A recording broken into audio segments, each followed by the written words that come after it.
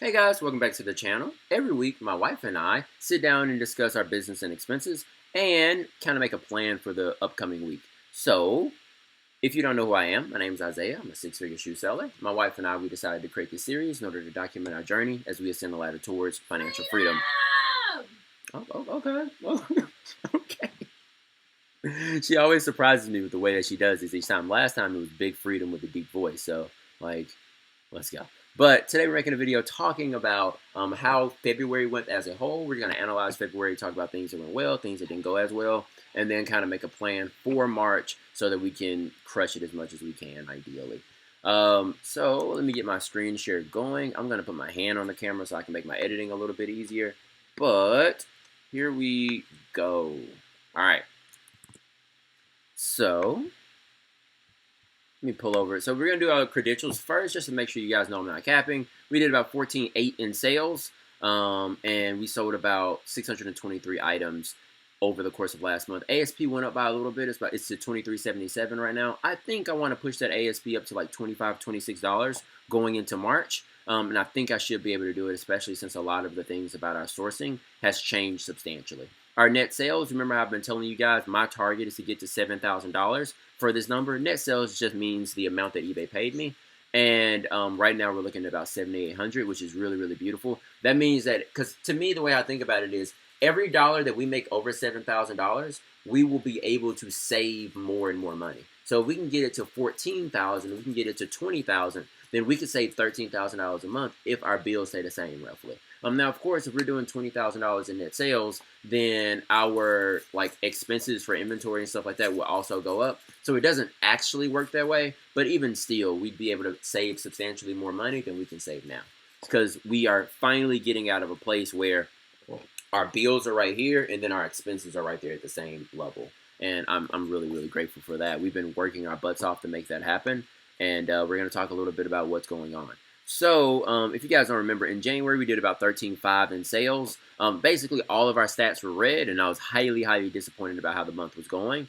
I felt that based off of how January went, in February we do around 11.6K in sales, but I changed up my markdown sales strategy a little bit, got some really higher value items, and was able to consistently sell items for $40, $50, $60, $70, which made it so much easier for me to kind of raise up our ASP some, as well as sell more items per day.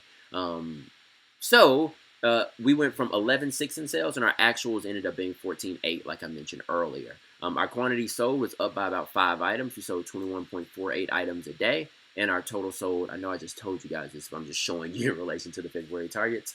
Our total sold was 623, and we expected to sell 464. We listed 1 extra item, 1.5 extra items than we were expecting, and that made it so that the store was about 40 items bigger than the plan was. The beautiful thing was our consistency was a lot higher. We were consistent 28 out of the 29 days. The only day we missed was February 2nd, and we made up for that missed day by having extra listings going into the bank for the rest of the month. So we ended up technically hitting the number of listings we wanted to. We wanted to do 580 listings. We did 626. So we were higher than where we wanted to be. That's but huh? That's more than yeah, but technically we did miss February 2nd, and hopefully in March we can do a little bit better than that. Actually, that's not true, because I think I missed March 3rd or March 4th. I think it was March 3rd. So maybe just every month we're going to miss one day accidentally. But I made up for it. So, yeah.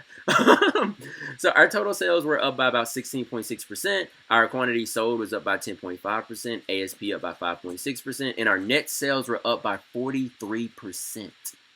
43%. So we had a massive increase in the amount of money that entered our bank account, mainly because we were able to get items that are a lot more profitable. And I know our ASP barely reflects it, but we had a bunch of items that sold on the back end that were selling in our markdown sales, and then a bunch of items counteracting that on the front end, selling for $30, $40, $50, $60 consistently. And that was kind of a big, big change that we made this month. The downsides about February, let me go to my face for a second.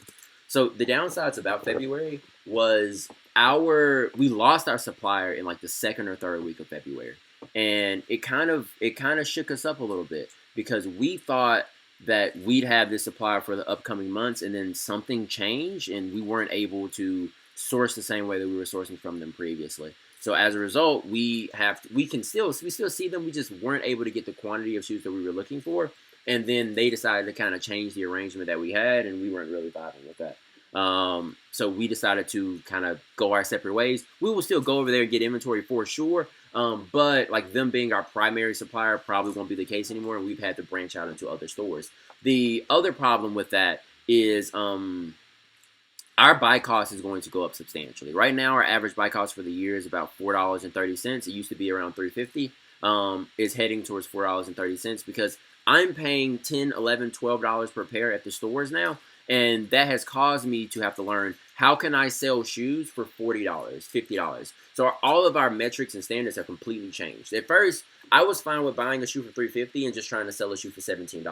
I'm fine with that, and I would do that 100 times a day. But I learned that there's a store bigger than me that has basically the same business model that I have, and they were able to sell the same shoes that I'm selling at twice the price. Literally twice the price. And I'm like, what's going on? You're selling them at twice the price. Your sell-through rate is the same, if not better than mine, which means that I probably have room to increase my prices on my pairs. Now, I got to be careful with that because technically there is a significant difference between their pairs and my pairs, and it was condition. So over the tail end of March, I started to learn what were the condition factors that made it so that a pair doesn't sell for that $30, $40, $50 range. And that primarily is interior discoloration, interior rips or tears, significant midfoot or heel tread wear, anything else I'm thinking of? Upper discoloration as well. Like if you have big stains on the upper, things of that nature, those flaws can massively reduce the value of the pair. So for me to be able to consistently get that $28, $30 price point, $35, $40, $45, I need to ensure that the condition of the pairs that I'm picking up is really, really good. But the problem is pairs that are in great condition cost more money. And that's why I said my buy cost is hovering towards $10, $11, $12 a pair, which I don't personally love, but I think there are ways for us to make adjustments in March to deal with that. So I think going into March, our main focus is going to be expanding the amount of places that we're going to so that we can get the lowest possible buy cost while also seeing the best possible shoes. I learned something from Tech today, which was I shouldn't focus on buying the most shoes and thus getting the lowest price. That was my mindset at first. But he mentioned that he actually pays the most and gets the most. And that's very, very interesting to me. For me to go into a position where I can pay more than everyone else pays and also get more shoes than everyone else gets. Now, you have to still have really, really strong condition standards and really strong standards, period. But I think there are ways for us to fit into that part of the market if I'm getting the right shoes.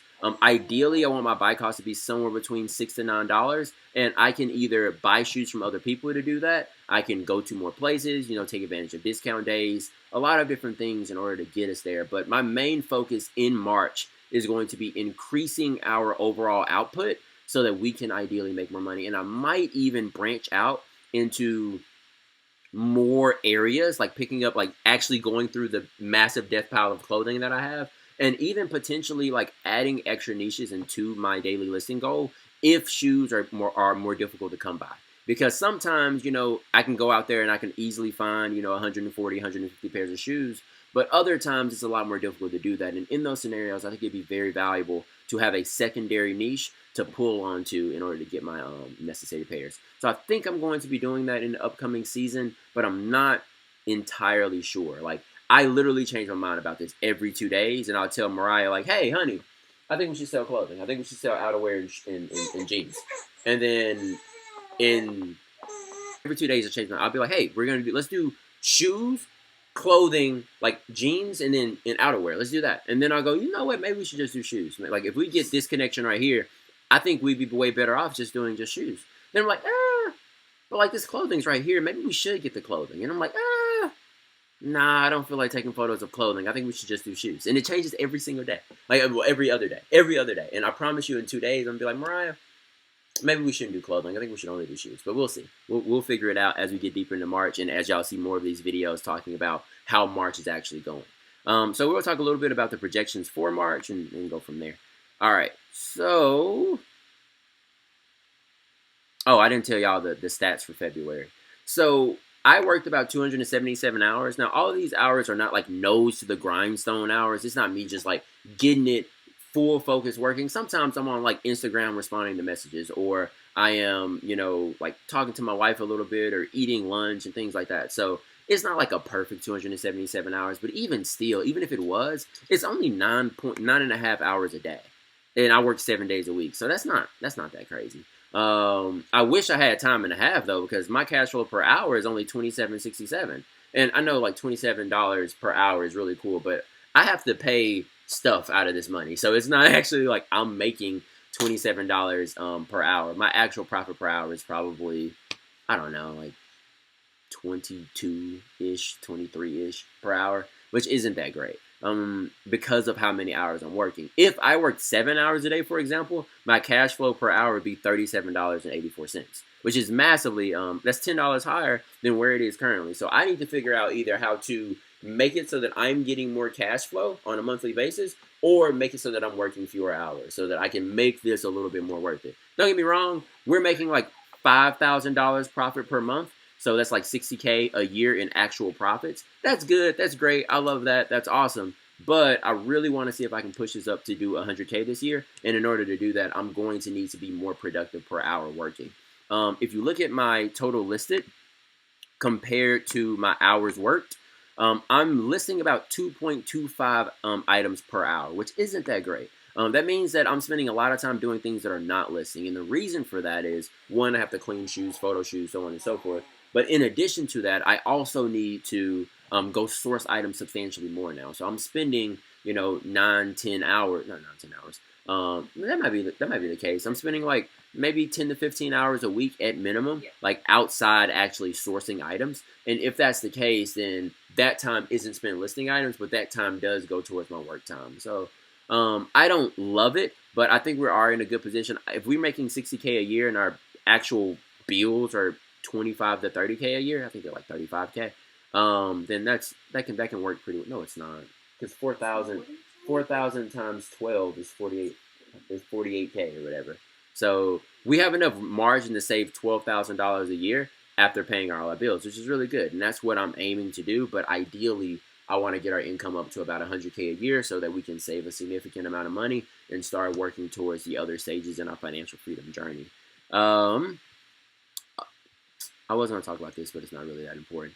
So let's talk a little bit about our March targets. I set the March targets based on the January targets and the targets that I set for February as well, because I don't know if last month was a fluke. Like, maybe I just got really, really lucky and was able to sell a bunch of stuff. And now that I've sold all that stuff, it's not going to be nearly as cool. So I set it as, I want to do $13,000 in sales next month. Well, this month, technically. I want to sell on average 18 items, and I want our total sold to be 558. That would be an average listed of 25 items a day to make our total listed 775.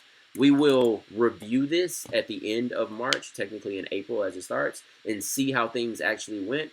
But I think that we're in a really, really strong position right now. I think that we can put ourselves in a position where we can get substantially more than that, as long as we continue our same level of output. But like I said earlier, I think in March I want to push our output up substantially so that we can make more money, basically. So, greatly appreciate you guys. Hopefully this was valuable to you, and we'll talk to you guys soon.